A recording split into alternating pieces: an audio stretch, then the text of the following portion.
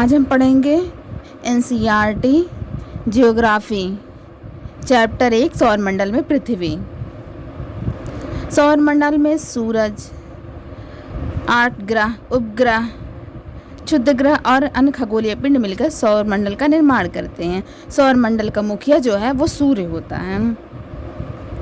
आज हम इस पार्ट के कुछ मुख्य पॉइंट पढ़ेंगे। ऐसे लिखा है, कुछ खगोलीय पिंड बड़े आकार वाले गर्म होते हैं। ये गैसों से बने होते हैं। इनके पास अपनी ऊष्मा और प्रकाश होते हैं जिसे वे बहुत बड़ी मात्रा में उत्सर्जित करते हैं। इन खगोलीय पिंडों को तारा कहते हैं। सूर्य भी एक तारा है। तारे के पास अपनी ऊष्मा होती है, प्रकाश होता है, और ये सूर्य जो है वो भी एक तारा है।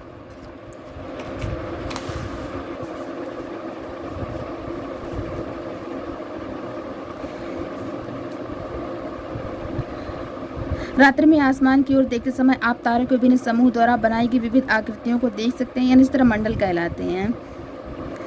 यानी आसमान में रात में देखेंगे तो कई झुरमुट दिखाई देते हैं। तारों के तरह तरह के झुरमुट दिखाई देते हैं। जैसे ये देखिए, एक ये वाला तारा है, ये एकदम सीधाई से गया है, इसे कहते हैं ध्रुव तारा। ऐसे बहुत सारे तारे होते हैं जिन्हें नक्षत्र मंडल कहते हैं, जो नक्षत्र मंडल का निर्माण करते हैं। अर्सा मेजर और बिग बियर इसी प्रकार के नक्षत्र मंडल हैं। सप्त ऋषि यथा 7 तारों का समूह है जो कि नक्षत्र मंडल के अर्सा मेजर का भाग है। और पहले के समय यानी प्राचीन टाइम में लोग अपनी यात्रा को रात्रि में करते थे, क्योंकि उस टाइम पैदल यात्रा करते थे तो आसानी होती थी रात में यात्रा करने में। यात्रा करते वक्त वो दिशा का निर्धारण तारों से ही करते थे। जैसे उत्तर की दिशा वो ध्रुव तारा को देखकर करते थे। कुछ खगोलीय पिंडों में अपना प्रकाश एवं ऊष्मा नहीं होता, वे तारों के प्रकाश से प्रकाशित होते हैं। ऐसे पिंड ग्रह कहलाते हैं। यानी जो सूरज का चक्कर लगाते हैं, सूर्य के चारों ओर जो सूर्य का चक्कर लगाते हैं, उन्हें ग्रह कहते हैं। इनमें ना अपना प्रकाश होता है ना ऊष्मा होती है। ये अपना ऊष्मा और प्रकाश सूर्य से ग्रहण करते हैं और सूर्य के चारों ओर चक्कर लगाते हैं। इनका जो चक्कर होता है वो गोलाकार नहीं होता है, वो सूर्य का चक्कर दीर्घ वृत्ताकार पथ पर लगाते हैं, ऐसे लगाते हैं, अंडाकार, एकदम जैसे अंडा बना होता है वैसे ही।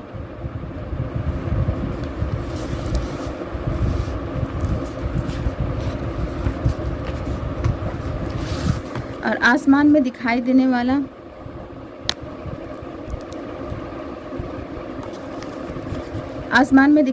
चंद्रमा एक उपग्रह है। यह हमारी पृथ्वी का सहचर है। जो जैसे पृथ्वी सूर्य का चक्कर लगाती है तो इसका ग्रह है, उसी तरह जैसे ये पृथ्वी है, नहीं एक मिनट, ये सूर्य है, ठीक है, और ये पृथ्वी है। पृथ्वी जो है ये सूर्य का चक्कर लगा रही है। इसी तरह एक उपग्रह है पृथ्वी का चंद्रमा जो है वो पृथ्वी का भी चक्कर लगाता है और साथ साथ वो सूर्य का भी चक्कर लगाता है। तो यहाँ लिखा है, आसमान में दिखाई देने वाला चंद्रमा एक उपग्रह है। यह हमारी पृथ्वी का सहचर है। इसके चारों ओर चक्कर लगाता है।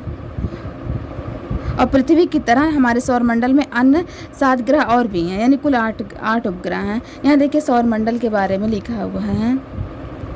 उसके बाद हम पढ़ते हैं सूर्य के बारे में।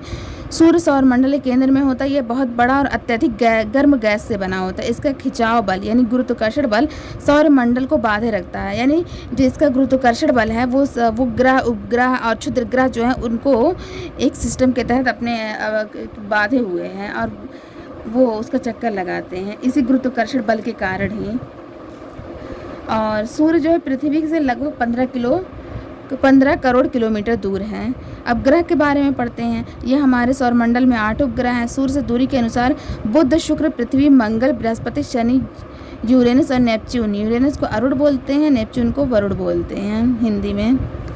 यहाँ देखिए लिखा हुआ है, क्रम के आधार पर एक ट्रिक बताई हुई है। My very efficient mother just served us nuts, यानी माई से मैं इसी के क्रम में दिया हुआ है, यहाँ लिखा हुआ है, मैं सारा लिख दी हूँ। सौरमंडल के सभी 8 ग्रह निश्चित पथ पर सूर्य का चक्कर लगाते हैं, वही दीर्घ वृत्ताकार करते हैं। अब बुध सूर्य के सबसे नज़दीक का ग्रह है। इसमें वायुमंडल नहीं पाया जाता है बुध में। बुध का दिन बहुत गर्म और रातें ठंडी होती हैं, बर्फीली एकदम होती हैं, इतनी ठंडी होती हैं। अब पृथ्वी के बारे में पढ़ेंगे। सूर्य से दूरी के हिसाब से तीसरा ग्रह है। आकार में ये 5वां सबसे बड़ा ग्रह है। यह ध्रुव पर थोड़ी चिपटी हुई है, यही कारण है कि इस आकार को भू आभा कहते हैं। यानी पृथ्वी जो है वो पूरी तरह से गोल नहीं है, थोड़ा चिपटी हुई है, ऐसे है। आप देखेंगे तो दिखाएगी, ऐसे गोल नहीं है, ऐसे थोड़ा चिपटी हुई है।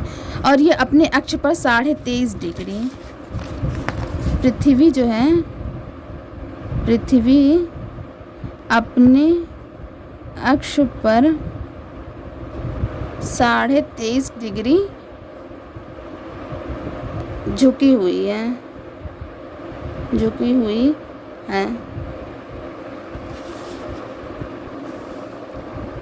अंतरिक्ष पर देखने पर ये नीले रंग की दिखाई देती है, क्योंकि इसकी 2/3 सतह पानी से ढकी है, इसलिए इसे नीला ग्रह भी कहा जाता है। यहाँ पर वायुमंडल पाया जाता है, इसलिए जीवन यहाँ पाया जाता है। यहाँ पेड़ पौधे जल हैं। हाँ, अब चंद्रमा के बारे में तो पढ़े ही हैं कि चंद्रमा पृथ्वी का उपग्रह है। हाँ, ये हमसे लगभग 3,84,400 किलोमीटर दूर है, यानी हमारी पृथ्वी से इतने दूरी पर है। और यहाँ प्रकाश की गति लगभग 3 लाख किलोमीटर प्रति सेकंड है। इसकी गति के बावजूद सूर्य के प्रकाश को पृथ्वी तक पहुँचने में 8 मिनट का समय लगता है। यानी जो प्रकाश है सूर्य का, वो हमारी धरती पर 8 मिनट का समय लेता है पृथ्वी तक पहुंचने में।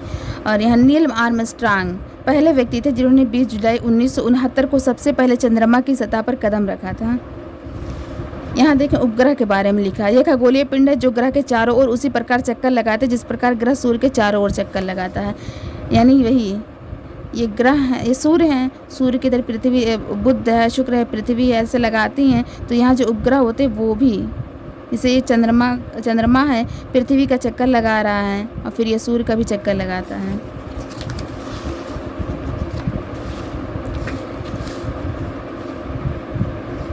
चंद्रमा पृथ्वी का एक चक्कर 27 दिन में पूरा करता है। यानी जो चंद्रमा है वो पृथ्वी का चक्कर जो है वो 27 दिन में कंप्लीट करता है। और अपने अक्ष पर भी घूमता है चंद्रमा, तो जो अपने अक्ष पर घूमता है वो भी वो 27 दिन में ही पूरा करता है।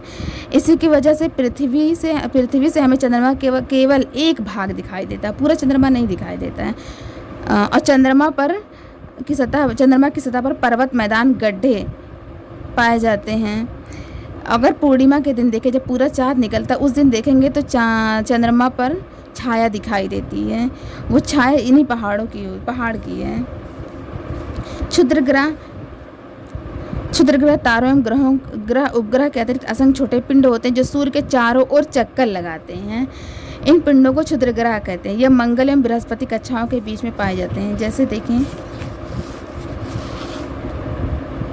ये जो है ये मंगल ग्रह है और ये बृहस्पति ग्रह हैं। ठीक है, मंगल और बृहस्पति ग्रह, इन्हीं के बीच में क्षुद्र ग्रह पाए जाते हैं। क्षुद्र ग्रह जो है, ये जो ग्रह हैं, इन्हीं में विस्फोट हुआ, विस्फोट के कारण इनका निर्माण हुआ। अब ये क्या कर रहे हैं, सूर्य का चक्कर ये भी लगा रहे हैं। इनमें भी ना प्रकाश होता है ना ऊष्मा होती है। ये प्रकाश और ऊष्मा सूर्य से ही ग्रहण करते हैं, जिस तरह से ग्रह ग्रहण करते हैं, ग्रह या उपग्रह ग्रहण करते हैं, उसी तरह से। उल्का पिंड सूर्य के चारों चक्कर लगाने वाले पत्थर के छोटे छोटे टुकड़े होते हैं, जिन्हें उल्का पिंड कहते हैं। ये भी वैसे ही टुकड़े हैं। ये जब कभी कभी या अंतरिक्ष से पृथ्वी की तरफ आते हैं, जैसे ये अंतरिक्ष है, समझ लीजिए अंतरिक्ष है, और ये पृथ्वी है।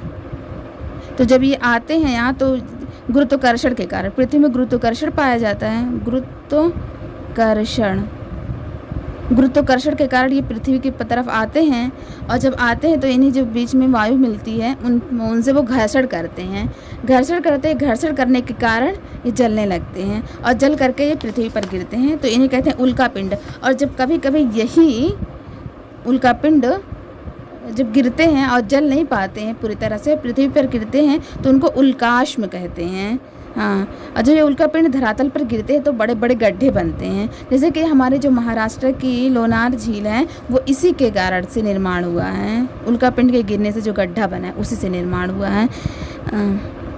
तारों वाले खुले आकाश में एक ओर से दूसरी ओर तक फैली चौड़ी सफ़ेद पट्टी की तरह एक चमकदार रास्ता दिखाई देता है। ये लाखों तारों का समूह है। ये पट्टी आकाश गंगा कहलाती है और जिस आकाश गंगा में हम रहते हैं उस आकाश गंगा का नाम है मिल्की वे। इसका आकार जो होता है वो सर्पिलाकार